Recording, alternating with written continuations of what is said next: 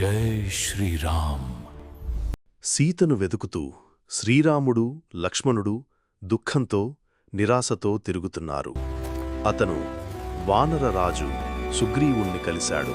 మరియు వారిద్దరూ మతాంగ స్థాపించడానికి స్నేహితులయ్యారు. రాముడు తన విగ్రహాన్ని హనుమంతుడికి ఇచ్చి సీతను కనుగొనే గొప్ప పనిని అతనికి అప్పగించాడు. వారి అన్వేషణలో వానర సైన్యం ఒక విశాలమైన సముద్రం ఒడ్డుకు చేరుకుంది. అక్కడ వారి మార్గం ఆగిపోయింది. అప్పుడు జ్ఞానవంతులైన జనసమూహం హనుమంతుడికి అతని అనంతమైన దైవిక శక్తులను గుర్తుచేసింది. రాముడి మహిమను ప్రకటించిన తర్వాత హనుమంతుడు పర్వతంలాంటి భారీ రూపాన్ని తీసుకున్నాడు. ఆపై తన శక్తినంతా ఉపయోగించి ధర్మాన్ని స్థాపించడానికి సముద్రాన్ని దాటాడు.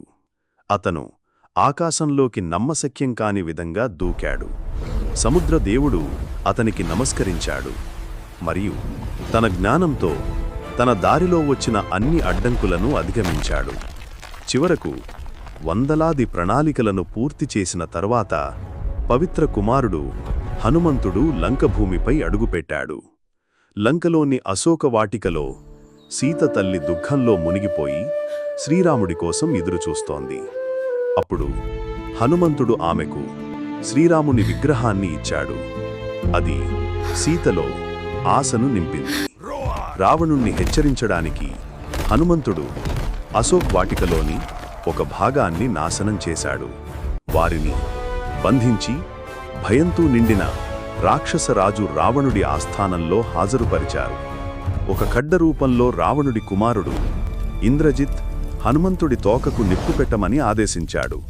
కాని హనుమంతుడు భారీ రూపాన్ని ధరించి తన మండుతున్న పంచ్తో మొత్తం బంగారు లంకను తగలబెట్టాడు.